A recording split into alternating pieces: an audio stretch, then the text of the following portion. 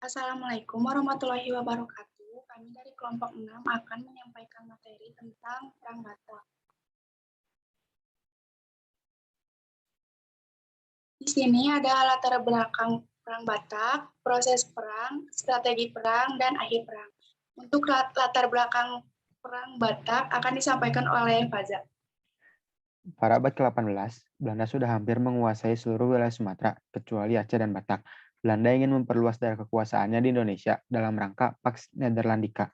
Pada masa tersebut, kaum misionaris atau pendakwah Kristen banyak melakukan upaya penyebaran agama Kristen di wilayah Batak. Sisingamangaraja 12, sebagai Raja Batak saat itu, menolak adanya upaya penyebaran agama Kristen yang dilakukan oleh misionaris Belanda di wilayah Batak. Hal itu dilakukan karena Raja khawatir kepercayaan dan tradisi animisme rakyat Batak akan terkikis seiring berkembangnya agama Kristen. Dalam buku Perang Batak, Perang Sisingamangaraja tahun 1972, karya Elna Pitupulu, disebutkan bahwa upaya penolakan kristenisasi di Batak dilakukan Sisingamangaraja dengan cara mengusir Zending atau organisasi penyebar agama Kristen yang memaksakan agama Kristen kepada rakyat Batak. Pada tahun 1877, para misionaris di Silindung dan Bahal Batu meminta pertolongan kepada Belanda dari ancaman diusir oleh Raja Sisingamangaraja 12.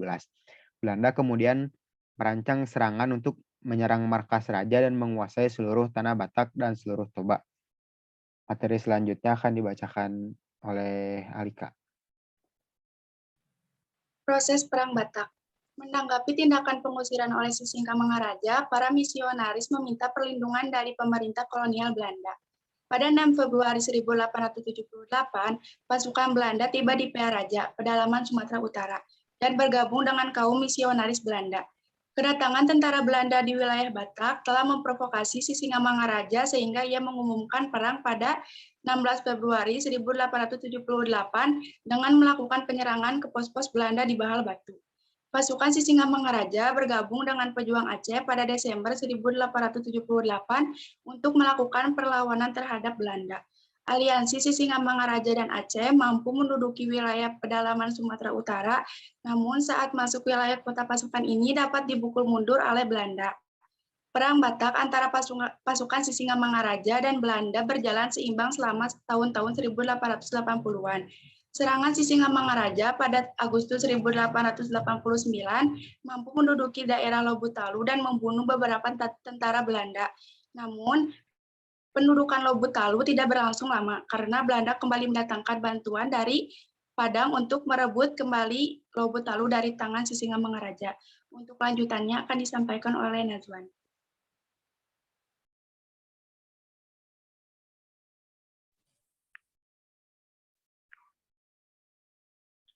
Perlawanan Sisingamaraja dalam Perang Batak mulai meredup semenjak wilayah Huta Paong diduduki oleh Belanda pada September 1889. Pasca pendudukan Huta Paong, Belanda terus memburu Sisingamaraja dan pasukannya sehingga terjadi pertempuran daerah Tama. Dalam pertempuran tersebut, pasukan Batak mengalami kekalahan dan melarikan diri menuju daerah Horion Belanda. Belanda terus melacak arah pelarian Sisingamaraja dan pasukannya. Bahkan pihak Belanda menggunakan orang-orang dalam Senegal, Afrika untuk membantu pelacakan. Materi selanjutnya akan dibacakan oleh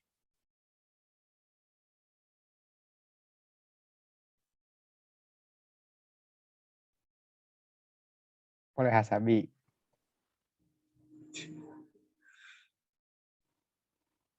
Strategi perang Sisingamaraja.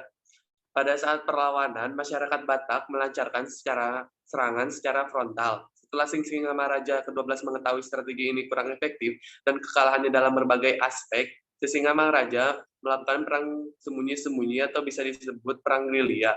Tidak hanya itu, Sisingamaraja juga menjalin hubungan dengan pasukan Aceh untuk meningkatkan kekuatan tempurnya.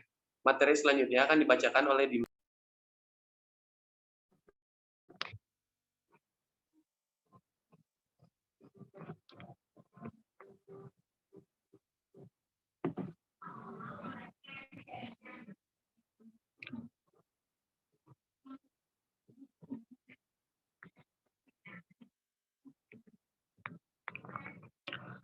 Strategi perang pihak kolonial. Belanda berhasil meredam pemberontakan, namun kesulitan karena kala itu ada perlawanan di Aceh. Sisingamangaraja 12 kembali menyerang di Lobetalu pada 8 Agustus 1889. Belanda mundur dari Lobetalu, namun kemudian mendatangkan bala bantuan dari Padang. Pada 4 September, Lobetalu dan Hutapoong kembali jatuh ke tangan Belanda karena khawatir dengan kegigihan Sisingamangaraja. Belanda mencoba menawarkan pengangkatan menjadi Sultan Batak 12, menolak dengan Belanda karena khawatir dengan kegigihan Sisingamangaraja. Belanda mencoba menawarkan pengangkatan menjadi Sultan Batak 12, menolak dengan tegas yang membangkitkan amarah Belanda. Pasukan Batak terpaksa dimundur pasiguran. Akhirnya Belanda mendatangkan regu pencari jejak dari Afrika untuk melacak keberadaan Sisingamangaraja 12 dan mengejar pasukan Batak sehingga tiba di Lamba. Terjadi pertarungan sengit. Pasukan Belanda ditembaki oleh pasukan Batak dan Belanda membalasnya terus-menerus dengan peluru dan artileri sehingga pasukan Batak mundur ke Parion.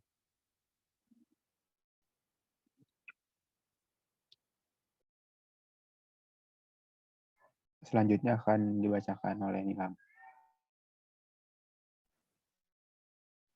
Akhir Perang Batak. Pada tahun 1894, Belanda melancarkan serangan untuk menguasai Bakara, pusat kependudukan dan pemerintahan kerajaan Batak. Akibat penyerangan ini, Sisingamangaraja 12 terpaksa pindah ke Dairi Pakpak. Pada tahun 1904, pasukan Belanda di bawah pimpinan Van Dalen dari Aceh Tengah melanjutkan gerakannya ke Tapanuli Utara, sedangkan di Medan didatangkan pasukan lain. Pada tahun 1907, pasukan Morse di bawah pimpinan Kapten Christoffel berhasil menangkap keluarga Sisingamangaraja 12. Sisingamangaraja 12 beserta pengikutnya melarikan diri ke hutan Simsim. Ia menolak tawaran untuk menyerah dalam pertempuran tanggal 17 Juni 1907.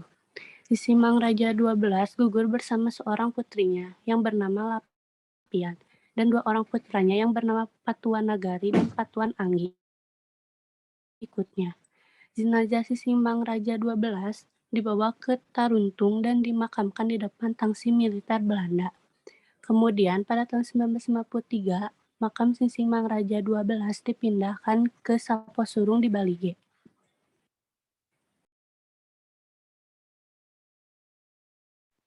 Sekian dari kelompok kami. Mohon maaf bila ada salah kata. Wassalamualaikum warahmatullahi wabarakatuh.